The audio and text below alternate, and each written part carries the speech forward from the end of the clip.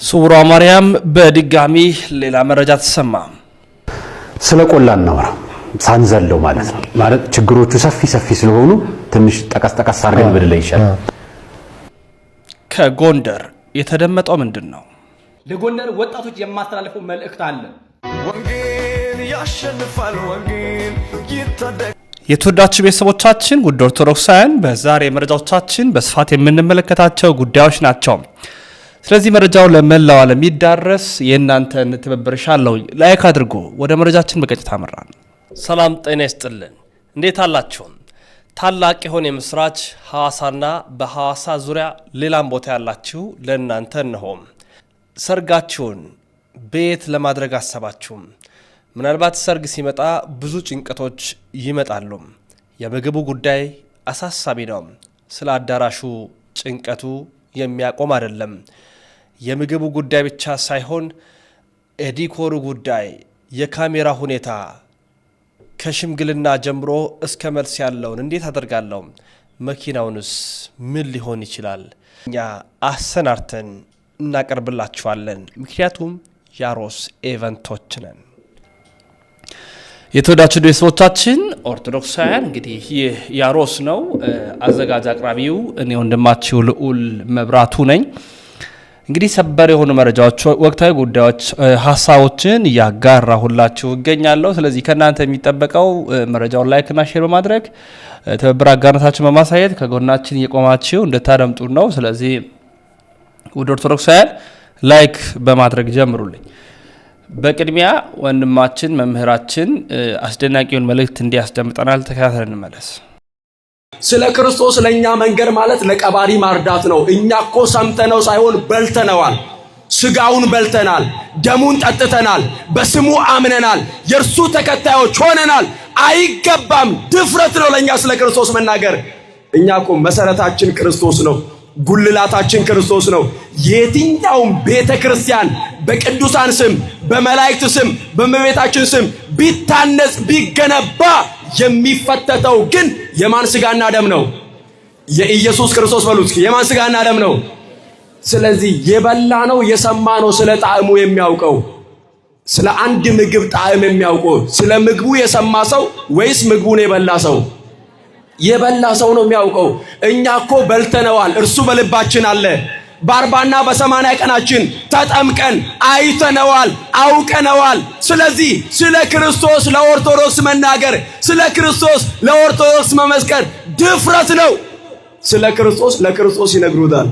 መለሰና በብሉይ ኪዳን የተጻፈውን መጽሐፍ ሁሉ እየጠቀሰ እያብራራ እየነገረ ቀኑን ሙሉ አስተማራቸውና መጨረሻ ላይ ማዕዱን ባርኮ ቆርሶ ሲሰጣቸው አይናቸው ተከፈተ ይላል። ምናቸው ተከፈተ? ምናቸው ተከፈተ? አይናቸው ተከፈተ። አይናችንን የሚከፍተው የክርስቶስ ስጋና ደም ነው እንጂ ይሄኛው አይን አይደለም ጉዳዩ። የልቦናችን አይን እንዲበራ አንድ ነገር እንድናውቅ እርሱ እንዳዳነን፣ አንድ ነገር እንድናውቅ እርሱ እንደፈጠረን፣ አንድ ነገር እንድናውቅ እርሱ እንደረዳን፣ እርሱ አምላካችን ፈጣሪያችን እንደሆነ ይህንን እንድናውቅ እግዚአብሔር ሁላችንንም ይርዳን። ስለ ክርስቶስ ለክርስቶስ ይነግሩታል። በጣም አስደናቂው ሐሳብ ነው። ያው መምህራችንን ቃለ ሕይወት ያሰማልን ለማለት ወዳለሁኝ። ሁለቱ በማህበራዊ ሚዲያ የምናውቃቸው ብርቱ ወንድሞቻችን ጥያቄ ቀረበላቸው። ፈለገ አትናቴዎስና ልደተ ቃል እንዲህ ሲሉ መለሱም። እናድምጥ። እግዚአብሔር ይስጥልኝ። ሁለት ጥያቄዎች ነው የምጠይቀው። አንደኛው መቼም እግዚአብሔር የሰው ልጅ ሁሉ ጠቅላላ ፈጥሯል።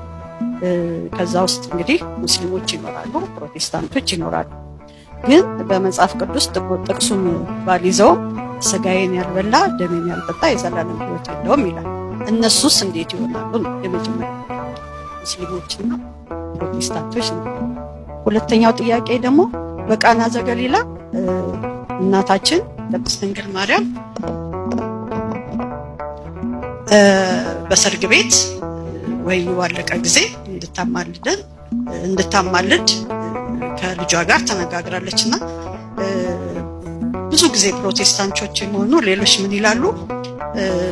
ማርያም አታማልድም ይላሉ።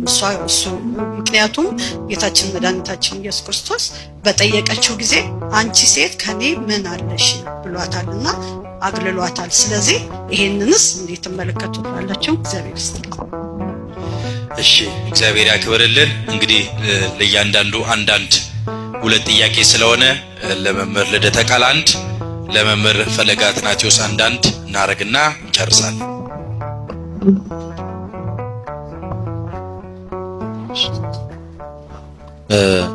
በጣም እናታችን የጠየቁት ጥያቄ በጣም ደስ የሚል ጥያቄ ነው። እንግዲህ በጥቅሱ ያለው ዮሐንስ ወንጌል ምዕራፍ 6 ቁጥር 51 ላይ ነው። ከ51 እስከ 54 ድረስ ያለው ስጋዬን ያልበላ ደሜን ያልጠጣ የዘላለም ሕይወት የለውም ይላል እና ጴንጤዎችና ሙስሊሞች ምን ይሆናሉ? እኛ ብቻ ነን እየበላን ያለው ነው አይደለ? እሺ ጥሩ ጥያቄ። ምን ይሆናሉ ለሚለው እንግዲህ መጽሐፉ እንደተናገረ ስጋዬን ያልበላ ደሜን ያልጠጣ የዘላለም ሕይወት ምን የለውም። የሚበላ አለው፣ የማይበላ የለውም። ግን ክርስቶስ ለኛ ብቻ አዳልቶ ነው ወይ እሱን የሰጠው? አይደለም። ምንድነው ያለው? በዚህ በማርቆስ ወንጌል ምዕራፍ 16 ቁጥር 15 ወደ ፍጥረት ዓለም ሁሉ ሂዱ፣ ወንጌልን ለማሰበክ ነው የተባለው። ለፍጥረት ሁሉ ስበክ። እኛ አሁን ኦርቶዶክስ ስለተባለው ብቻ አይደለም፣ ለቀዩ አይደለም፣ ለጥቁሩ አይደለም። ሐዋርያት የተላኩት ወደ ዓለም ምንድነው ዳርቻ ሁሉ ነው። ግንስ አምኖ የተቀበሉት ደግሞ የዚህ በረከት ተሳታፊ ይሆናሉ። ምን እንደሚል ዮሐንስ ወንጌል ምዕራፍ 1 ቁጥር 13 ላይ ለተቀበሉት ግን ጴንጤዎችና ሙስሊሞች እንኳን አልተቀበሉት። ካልተቀበሉት ያን ስጋና ደም መብላት አይችሉም። ሙስሊሞቹ ክርስቶስ ፍጡር ነው ይላሉ፣ ሎቱ ስብሐት፣ እሱ ግን ሰማይና ምድር የፈጠረ አምላክ። ስለዚህ አልተቀበሉትም። ያንን ስጋና ደም መብላት የሚችሉት ምን የሚሉት ለተቀበሉት፣ እንዲሁም ደግሞ ምን ለሚሉ በስሙ ለሚያምኑ። ፕሮቴስታንቶችም በስሙ አላመኑማ። በእውነተኛው በክርስቶስ ኢየሱስ እኮ አላመኑም እኮ። ክርስቶስ ኢየሱስ የድንግል ማርያም ልጅ ነው፣ አንድ ባህሪ ነው፣ ተቀዳሚ ተከታይ የሌለው የአብ የባህሪ ልጁ ነው ብለው እስካላመኑ ድረስ የክርስቶስ ኢየሱስ እውነተኛው ስጋ ነው እውነተኛ ደም ነው እስካላሉ ድረስ እናታችን ፕሮቴስታንቶች እኮ የክርስቶስ ስጋና ደም እውነተኛ ነው ብለው አያምኑ። ስለዚህ ሊያድናቸው አይችሉም ስላላመኑ። ሁለቱም እነዛኛዎቹ ክርስቶስ ኢየሱስ አምላክ ነው ብለው ስላላመኑ የዘላለም ሕይወት ተካፋይ አይደሉም። እነዚህኞቹ ደግሞ ከእውነተኛይቷ ቤተክርስቲያን ስለተለዩና የክርስቶስ ኢየሱስ ቅዱስ ስጋውና ክቡር ደሙ አማናዊ ነው እውነተኛ ነው ብለው ስላላመኑ ለእነርሱም ይህን የክርስቶስ ስጋና ደም ምን ሊላቸው አይችልም፣ ሕይወት ሊሰጣቸው አይችልም። ለእኛስ በስሙ ለምናምን በቤተክርስቲያን ውስጥ ላለን እውነተኛውን ስጋውን ነው ደሙም እውነተኛ ነው ላልን ያድነናል። ግን ወንጌሉ የተሰበከው ለፍጥረት ዓለም በሙሉ ነው። ሐዋርያት ወደ ዓለም ዳርቻ ነው ሄዱት። ወደ ዓለም ሁሉ ሂዱ አሕዛብንም በአብ በወልድ በመንፈስ ቅዱስም እያጠመቃችሁ ደቀ መዛሙርቴ አድርጓቸው ብሎ የተናገረው ለተወሰነ ግሩፕ ብቻ ሳይሆን ወንጌሉ ለፍጥረት ዓለም ነው። ዛሬም እኮ ቤተክርስቲያን ትሰብካለች። ዛሬም እኮ እንጣራለን። ኑ ወደ ክርስቶስ። ክርስቶስ ፍጡር ሳይሆን ፈጣሪ ነው። ክርስቶስ የዓለም መድኃኒት ነው፣ አዳኝ ነው፣ ቤዛ ነው፣ የዘላለም ሕይወት የሚሰጥ ነው። ኑ ወደ እውነተኛይቷ ቤተክርስቲያን እያልን እንጣራለን። ምን እንዲሉ? ይህን እውነተኛውን ስጋና ደም ተካፍለው የዘላለም ሕይወት እንዲያገኙ። እኛ እምቢ ብለን አይደለም፣ እነሱ እምቢ ብለው ነው እንጂ። የሁለተኛውን ትንሽ ነካ ላደርጋትና ወንድማችን ፈለገ ይመልሷል። በዚህ በዮሐንስ ወንጌል ምዕራፍ 2 ቁጥር 1 ላይ ደግሞ ምን አለ? በቃና ዘገሊላ ሰርግ ነበር፣ በዛም ደቀ መዛሙርቱ እናም የጌታ እናት በዚያ ነበረች። ወይኑም ሲያልቅ እመቤታችን ቅድስት ድንግል ማርያም ወይኑ እኮ የላቸውም አለች። አንቺ ሴት ካንቺ ጋር ምን አለኝ ማለት በእስራኤላውያን አነጋገር ስድብ ወይም ደግሞ ነቀፌታ አይደለም። እንደዛማ ቢሆን ኖሮ እሷም ቀጠል ብላ የሚላችሁን አድርጉ ለምን ትላለች? ምን እንደሚላችሁ በምን አወቀች? የሚላችሁ ምን አለች? አድርጉ። እንደው ጥያቄዋ ተቀባይነት ባይኖረው ኖሮ በቃ እስኪ እሱን አናግሩት አልነበር ብትላችሁ? ምን ነበር ማለት የነበረባት? በቃ እስኪ እሱን አናግሩት፣ እኔ በቃ የምንም እኮ እኔና አንቺ ማለት እኮ እኔና አንቺ ማለት ምንም የለም ብሏል፣ ስለዚህ እሱን አናግሩት ነበር ማለት የነበረባት። እናትና ልጅ ግን ስለተግባቡ ምን አለች? የሚላችሁን አድርጉ አለች።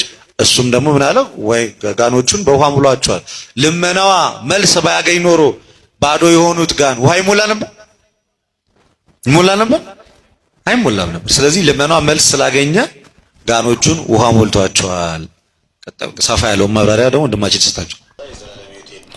ደስ የሚያሰኝ መልስ ነው ወንድሞቻችን የሰጡት። ቃለ ሕይወትን ያሰማልን ለማለት እንወዳለን። የስውሯ ማርያምን የምመለስበት ይሆናል።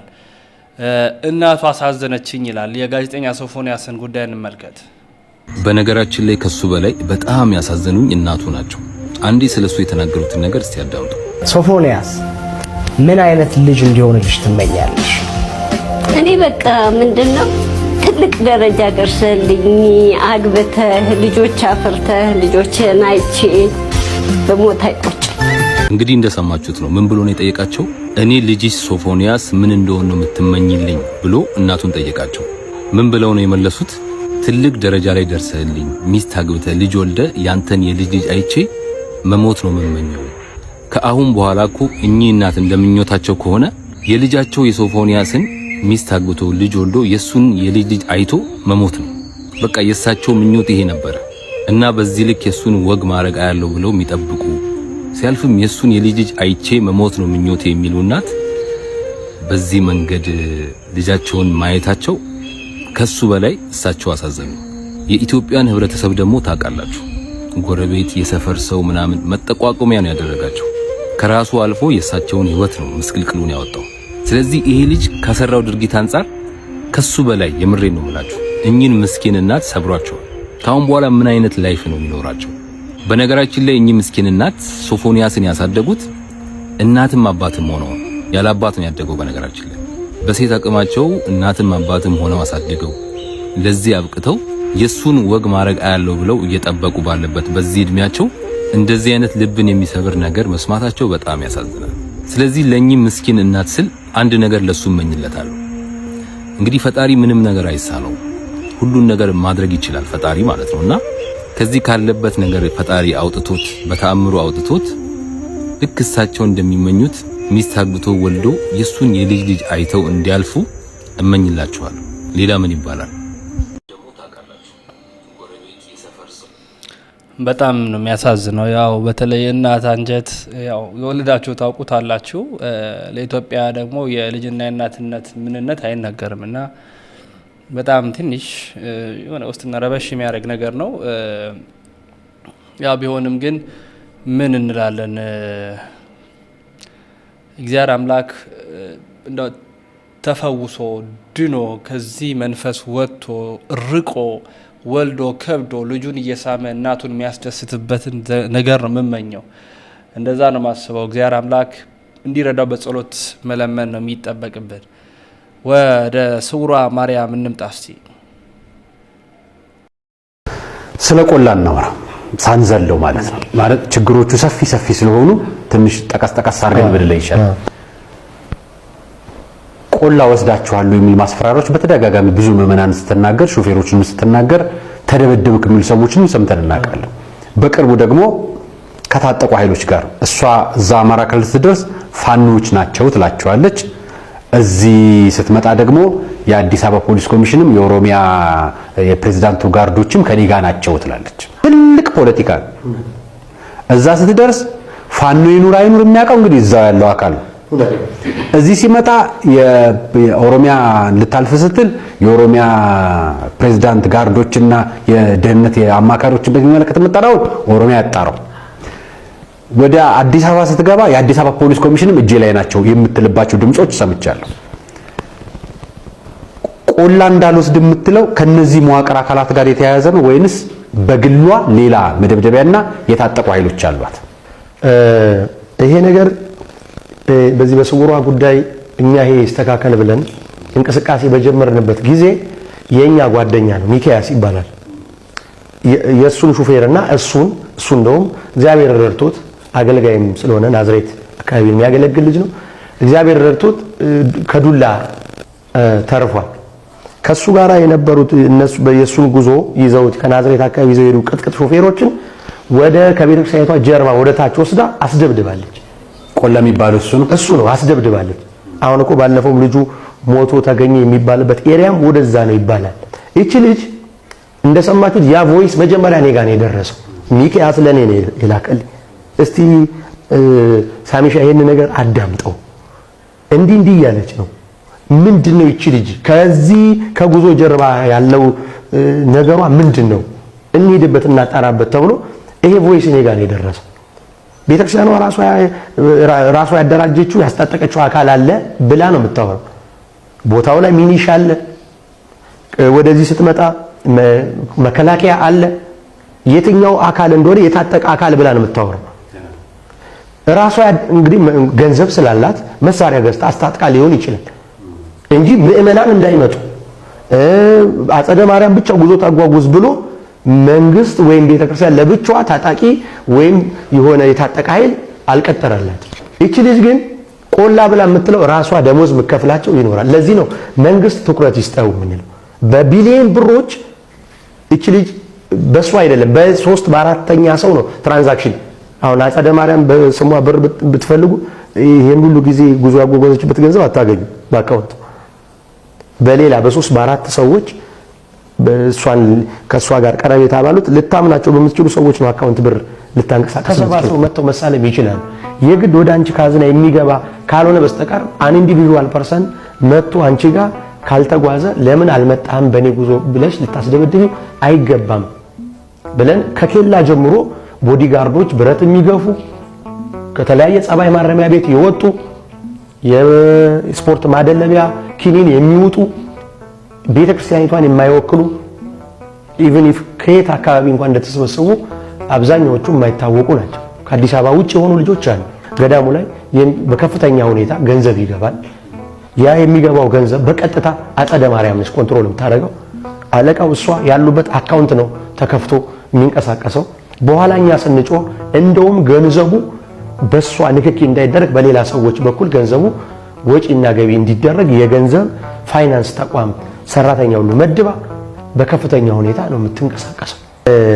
እንግዲህ አጸደ ማርያም ዛሬ አቡነ ቀለሜንጦስ ሊያስፈቱኝ እየመጡ ነው ብላ ብታወራ ብዙም አይደንቅም። ይጣሩልን ባካችሁ፣ አግዙን፣ ህዝብ እየሞተ ነው። ይቺ ልጅ ነገ ጠዋት በቢሊየን የሚቆጠር ገንዘብ አጠራቅማ ነገ ጠዋት ሀገርንም ቤተክርስቲያንንም ሊጎዳ የሚችል ነገር ትሰራበታለች። በዚህ ገንዘብ ህገወጥ ገንዘቦች ታዘዋውርበታል። እዛ ቦታ ዶላር ይገባል፣ ፓውንድ ይገባል። ከተለያየ ዓለማት ላይ ከአራቱም ማዕዘናት ያሉ ምእመናን ለፈውስ ይመጣሉ። የመጣው ያ ሁሉ ምእመን እያንዳንዱ ገንዘብ ሳይጥል አይሄድም። ግማሹ የአረብ ሀገር ሳንቲም ጥሎ ይሄዳል፣ ግማሹ አውሮፓ ሳንቲም ጥሎ ይሄዳል፣ ግማሹ ዶላር ጥሎ ይሄዳል። እነዚህ ገንዘቦችን ተጠቅማ ሌላ ኃይል ልታስታጥቅበት ትችላለች። መጀመሪያ ጉዳዩ ከአዲስ አበባ ፖሊስ ኮሚሽን ነው የጀመረው። ያ የተመታውን ሹፌር የተደበደበውን ሹፌር ሚስትና ልጁ ፊት ነው የተደበደበው። ጥርሱ፣ ሰውነቱ፣ እጁ ተሰብሮ እንዴት ሹፌር ጋራ ተራራውን የሚነዳ በላቡ በወዙ የሚያደር ሹፌር እንዴት ይደበደባል? ሹፌሮቹን ሁሉ ሰብስቤ እኔ እንዴት ባልንጀራችሁ ሲደበደብ እንዴት ዝም ብላችሁ ታያላችሁ ብዬ ሁሉ የእጅ ሹፌሮቹን ሰብስቤ ሁሉ አናግራለሁ። አውቶቡስ ተራ እኛ ርቀት ነበረን። ቢያንስ በተደበደበውና በእኛ መካከል የ1 ኪሎ ሜትር ርቀት ነበረ። አያቅም ልጁ የሄደው ቤተሰቡ ሚስቱ ልጁን ሄደው ደግሞ ይዞ ሄደው ከተጓዥ ቅጥቅጥ አድርገውት ነው። በዛ ምክንያት ተነሽነት ይሄድ ነው ስንጠይቅ ፌደራል ፖሊስም የሚያውቃት የለም። ከፌደራል ፖሊስም ወጥቶ ደግሞ ወደ ክልል ጸጥታ ጉዳዮች ነገሮችን ስናጠና እንደ ሚዲያ ላይ አሁን መግለጥ የማንችላቸውን ትልቅ የክልል ፕሬዝዳንት ስም አንስታ የእሳቸው አጃቢዎች ናቸው የሚጠብቁኝ ተነግሯል እኮ ተነግሯል ብላለች። የኦሮሚያ ክልል ፕሬዝዳንት ሽመልስ አብዲሳ ነው። አዎ የአቶ ሽመልስ አብዲሳ ጋርዶች ናቸው የሚጠብቁኝ። ባሏሉበት በሌሉበት ሰዎችን ትጠቀማለች። ማክሰኞነት አቡነ ቀለሜንጦስ ብፁዕነታቸው መተው ጣፎ ፖሊስ ጣቢያ መተው ልጄን ፍቱልኝ፣ ልጄ ናት፣ ምንም ጥፋት የለባትም፣ ምንም በደል የለባትም፣ እባካችሁ ልቀቁልኝ ብለው ከጸጥታ አካላት ጋር ሲሞግቱ ዋሉ የተባለው ጉዳይ በጣም ሐሰት ውሸት። አልመጡ። በጣም አደገኛ ነች አጸደ ማርያም የምትባለው። እኔ እኮ እንደው እህተ ማርያም አጸደ ማርያም የሚባሉ ሰዎች የቤተ ክርስቲያን የእግር እሳት ሆነዋል እና ከባድ ነው። እንግዲህ ምን እንደምንል አናቅም። እንዳደመጣችሁ እንደተከታተላችሁ ነው። ስውሯ ማርያም ላይ ብዙ ያልጠሩ ነገሮች አሉ። ያንዳንዱን የተከታተልን በመረጃ አስደግፈን የምናቀርብላችሁናል። ከጎንደር የታየውን ክስተት ሁላችንም የምናውቀው እውነት ነው። ከዛ ጋር ተገናኘ አንድ ወንድማችን እንዲህ ይለናል። ለጎንደር ወጣቶች የማስተላልፈው መልእክት አለ። ወንጌል ያሸንፋል፣ ወንጌል ይታደጋል፣ ወንጌል ሰው ያደርጋል፣ ወንጌል ይለውጣል፣ ወንጌልን መፍራት ተናገር እንጂ ላልሰሙት ቤት ወንጌልን ይዞ የለም የዋላ መሄድ ነው እንጂ ለማን ነው የምትናገረው? ማን ነው ያልሰማው? የጎንደር ህዝብ እመጣበታለሁ። ጎንደር የ44ቱ ሀገር የኦርቶዶክስ ሀገር የኦርቶዶክስ መሰረት የስነ ጽሁፍ ሀገር ጎንደር። እንዴት አላችሁ ኦርቶዶክሳውያን? እግዚአብሔር ይመስገን እኔ በጣም ደህና ነኝ። ያው እንደምታዩት በጣም የሚያበሳጭ ነገር ሰሞኑን ጎንደር ላይ ተካሂዷል። ይህ የሐሰተኛው ኢየሱስ የሐሰተኛ ነቢያት ጎንደር ላይ ነግሰው ሰንብተዋል። እና አፄ በካፋና አፄ ቴዎድሮስ በነገሱበት ከተማ ማለት ነው። ለማንኛውም አካውንቱን ፎሎ፣ ቪዲዮውን ደግሞ እጅግ አብዝታችሁ ሼር፣ ኮፒ ሊንክ፣ ሪፖስት፣ ዱት፣ ላይክ፣ ፌቨራይት እያደረጋችሁ ወደ ሐሳባችን እንገባለን። እንደተለመደው 3 ሰከንድ ስጣችሁ። አመሰግናለሁ። ወደ ሐሳብ ይገባለሁኝ። በነገራችን ላይ ሰሜኑ ለኢየሱስ የሚለው ፕሮግራም የጀመረው በሰሜኑ ጦርነት ሀገራችን እየታመሰች ኦርቶዶክሳውያኑ እርስ በርስ እየተጨፋጨፉ የአማራና የትግራይ ህዝብ እርስ በርስ ኦርቶዶክስ እየተጋደለ በነበረበት ሰዓት እነርሱ ግን በአላማጣ፣ በራያ፣ በጎንደር ገብተው ሰሜኑ ለኢየሱስ ብለው የተራበውን ህዝብ ዳቦ እየሰጡ ነፍሱን ሲነጥቁት ከርመዋል። ለ3 ለ4 ዓመታት ያህል ማለት ነው። የቆየ አጀንዳ ነው። ጦርነቱም የተጀመረው ምናልባት ለእነሱ ታስቦ ሊሆን ይችላል፣ አናውቅም። እኛ ግን ምዕራባውያን በጀት መድበው ፈንድ ሰጥተው ለነሱ በብዛት ሰጥተው እዛ ላለው ህዝብ ግን በማንኪያ እያጎረሱ እነሱ ደግሞ በአካፋ እየተቀበሉ እንደ አይነት ነፍስን የመንጠቅ ስራ እየተሰራ ነው ያለው። አሁን ላይ ሄደው ደግሞ ጎንደር ገብተዋል። በጣም ነው የሚያስቀው። እንደ ጎንደር እኮ ከሙስሊምና ከኦርቶዶክስ ውጭ እኮ ጎንደር አልነበረም እኮ። ጎንደር ይታወቃል እኮ በእምነት ነፃነት ስም፣ ነገር ግን እንደ አይነት የወራዳነት ስራ እየተሰራ ነው ያለው። በዚህ ደግሞ ቤተ ክህነቱም እያገዛቸው ነው ያለው። በምን መንገድ? ሊቃውንቱን በማፈናቀል ገንዘብ እየተቀበልክ እየወሰድክ ቼንጅ እያደረክ አስተዳደር እየቀየርክ ሊቃውንቱን እያስገደልክ በየቦታው። ስንት ሊቅ ነው ጎንደር ላይ የተገደለው? እንዴ አይነ ስውር የነበሩ አራት አይን አልተገደሉም እንዴ? የቅርብ ጊዜ ትውስታ እኮ ነው። ስንት ሊቃውንት ናቸው የተገደሉት? ስንቱ ታፈነ፣ ስንቱ ተሰደደ ከጎንደር ከተማ ላይ በሀገራቸው በተወለዱበት እየተፈናቀሉ። እንዴ ይሄ እኮ የቤተ ክህነቱን ሴራ የሚያሳይ እኮ ነው። ቤተ ክህነት ውስጥ ያለ የታድሶ ክንፍ የቅባትና የጸጋ የሚባል አደገኛ የሆነ የካቶሊክ ክንፍ ነው እዛ ውስጥ ሰፍሮ ያለው ማለት ነው።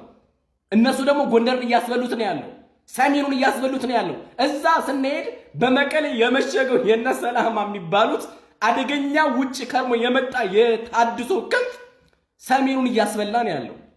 ጎንደር ደግሞ ያለው ደግሞ የታድሶ ክንፍ የፕሮቴስታንት ክንፍ በሃይማኖት ነፃነት ስም ነገር ግን የህዝባችንን ነፍስ እየነጠቁን ያለው። በሰሜኑም በኩል እንዳልኩት እዛ መቀሌ ላይ የመሸገው የነ ሰረቀ የሚባል እንደ ስሙ ሌባ የሆነ ሰውዬ አደገኛ የሆነ የታድሶ ክንፍ ያለው እዛ ጋር። ከዛ ደግሞ ማን ደግሞ እዛ ውስጥ ደግሞ አለበት ደግሞ አብሮ ደቂቀ እስጢፋኖስ የሚባሉ የአባ እስጢፋኖስ ተከታይ ነን የሚሉ የሉተር ቡችሎች እዛ ውስጥ ደግሞ አሉበት። በጎንደር ስንሄድ ደግሞ የምናየው ነው አሁን ላይ ይሄ ማፊያ ጎረምሳ እዛ ሄደ ህዝቡን የሚያንከባልን 5 እና 10 በትኖ ነው። ለጎንደር ወጣቶች የማስተላለፈው መልእክት አለ። እዚህ ጋር የታዩትን ልጆች በሙሉ በቪዲዮም ሆነ በፎቶ የታዩትን ሄዳችሁ አናግሯቸው። ስንት ብር ከፍለዋችሁ ነው? ስንት ብር እየከፈሏችሁ ድራማ የሰራችሁት? ምክንያቱም ለድራማው ደግሞ መስቀል አሳስረው ነው ያሰሯቸው። ድራማው ሞር እንደ እዩ ጩፋና እንደ ዮናታን ማለት ነው መልካም ጣት ያው እንደሚያጃጅሏቸው። ጎንደር ላይ ገብተህ መልካም ጣት ልትሰራ ነው? መቼም አይሳካልን። አሁን ላይ የሰራው ድራማ ገንዘብ ሰጥተህ የወሰድካቸው አይኑ እናውቃለን እኮ ጎንደር ላይ ብዙ ችግር እንዳለ፣ የህዝቡ ችግር እንዳለ። ይሄ መፍታት የነበረበት ግን የጎንደር ሀገረ ስብከት ነው። የኛ ቤት ግን ደድባችኋል። እስከ መቼ ነው የማትነቁት? እስከ መቼ ነው የምትተኙት? እርስ በርስ ትባላለህ። እዚህ በምትከፍለው ሙስና እየሰጠ እየገባህ እዚያ አንተ ሙዳይ ምጽዋት ገልብጥ። አንተ ሙዳይ ምጽዋት ገልብጥ። እሺ እዚህ ጋር ተዘፍዝፈህ አንተ ሙስና እየሰጠህና ሙዳይ ምጽዋት እየገለበጥክ ህዝብህን ግን አስበላ። አንተ ህንጻህን ስራ። አንተ ኪስን አይደለም፣ አንተ ባንኩን አጨናንቀው። እዛ ጋር ግን ስንቱ ተርቧል። ቤተ ክርስቲያን የምትለምነውን ብር ሙዳይ ምጽዋት ብላ የምታስገባው ብር ለተቸገሩ ለሚረዳ እንጂ ለደሞዝ የሚሰጥ እንዳልሆነ እናውቃለን። አሁን ላይ ግን በሙዳይ ምጽዋት የሚገባው ብር የሚከፋፈለው ለዲያቆናት፣ ለካህናት እንዲሁም ደግሞ ለሚቆጥሩ ኮሚቴዎች ነው። ይሄ ለምንድን ይሆናል? ጎንደር ላይ የሚቸገሩ ህዝብ አንድ ኦርቶዶክሳዊ መቸገር አለበት ወይ? ሙዳይ ምጽዋት እያዞራችሁ ሙዳይ ምጽዋት የሚዞረው ለምንድን ነው? ለዳለ መስጠት አይደል? ከነስሙ ሙዳይ ምጽዋት እኮ ነው የሚለው እኮ። ለምጽዋት የሚሰጥ ሙዳይ እኮ ነው። የገንዘቡ ታርጌት እሱ እኮ ነው። ለምን ጎንደር የሚራበው? ትግራይ ለምን የሚራበው? ኦርቶዶክሳውያን ለምን ይራባሉ? እናንተ ያላችሁ ነገር ግን እዛ ውስጥ ያለው አደገኛ የማፋያ ቡድን መዋቅሩን ዘርግቶ ቤተ ክህነቱን እግር ከወርች እጅ ከወርች አስሮ እያስራበው ነው ያለው ህዝቡን። ከዛስ በዚህ በኩል ደግሞ በድብቅ ሆነ ይፋዊ ባልሆነ ስምምነት ደግሞ ከፕሮቴስታንት ያለው አንጃ ደግሞ ከእንግሊዝ እየተቀበለ ገንዘብ ከአሜሪካ እየተቀበለ ከሌሎቹ ምዕራባውያን እየተቀበለ ህዝቡን እያጠፋው ነው ያለው። የእምነት ጉዳይ አይደለም የጥቅም ጉዳይ እንጂ። ይሄ ፓስተር ሄዶ ጎንደር ላይ ሲሰራ ስንት ሰው ፕሮቴስታንት አደረግ ተብሎ በሰዎቹ ልክ ይከፈለዋል። ለቴሌቪዥኑ ፈንድ ይደረግለታል፣ ለሱ ፈንድ አለው። እዛ ጋር ግን እንዳልኳችሁ በአካፋ ተቀብሎ በማንኪያ ነው የሚሰጣቸው ለሰዎቹ። ዘላቂ ችግር እንኳን አይፈታላቸው። ነገር ግን የሱን የአጋንንት ስፕሪት ለሰዎቹ አካፍሎ ይመጣል። በዛ የታሰረ ሰንሰለት ደግሞ ለመፍታት በጣም አደገኛ ነው። ምክንያቱም የእምነት ጥንካሬ የላሸቀ ስለመጣ እዛ ቦታ ማለት ነው። ብዙ ኦርቶዶክሳውያን ይሄን ድካም ስላለብን ብንችል ህዝባችንን እንርዳ፣ ባንችል ቢያንስ እውነቱን እንንገረው። በቃ ቤተ ክህነቱ ሊነቃ ይገባል። እስከ መቼ ነው የሚተኛው? ሲኖዶስ ምንድን ነው የሚሰራው? እዚህ ጋር በብሔርና በምናም በጎሳ ተከፋፈሉ። እናንተ ተባሉ፣ ጎሳ ተለይታችሁ ተባሉ። ህዝቡ እዚህ ጋር ጨርሱት። ግን ህዝብ እያለቀ ነው እንጂ ያለው እየመጣ አይደለም። ማህበረ ቅዱሳን እንዳይሰራ በታትናቸው። ማህበረ ቅዱሳን እንኳን የሚሰበሰበውን ህዝብ እንኳን አሁን ላይ እያሰጣችሁት ነው ያለው። እዚህ ጋር ግን ፍኖተ ጽድቅ እያላችሁ ግን የተሐድሶ ተቋም ግን ለመመለስ ትሰራላችሁ። በዛ በኩል ግን የሚሰራውን ቡድን እያጠፋችሁ ከቤተ ክርስቲያን ማለት ነው። ስንቱ የሚሰራው ሊቃውንት ነው ያስገደላችሁት። ስንቱ ነው ያለቀው። አይኖ መረጃ የለንም እንደው ከሌ ገደለ እንኳን ከሌ ያስገደለው ማለት ግን ሞተዋል። ይሄ ፋክት ነው፣ አይካድም። ሰሜን ላይ አደገኛ ነገር እየተሰራ ነው ያለው። መንቃት መቻል አለብን። ሲኖዶሱ ሚንቃ፣ ቤተ ክህነቱ ሚንቃ፣ ማህበራትን ንቁ። አሁን ይኸውናላችሁ ፕሮቴስታንትን ለማሳደድ ዱላ አይደለም ማሳት ያለብን። የሐሰት ወንጌል ይዟል የመጣው ትክክለኛውን ወንጌል አንተ ደግሞ ስበከው፣ ለህዝቡ ንገረው። በችግር ነው አይደል የገባው፣ አንተ ደግሞ ችግሩን ቅረፍለት። ይሄ ነው መሆን ያለበት። ከዛ ውጭ ግን እየራበው ወንጌል የሚማርለት ሰው አታገኝም። እየራበው ነገ ላይ ቁጭ ብሎ 30 15 እና 20 ዓመት የሚማር የቆሎ ተማሪ አታገኝም። ይሄን ማመን አለበት።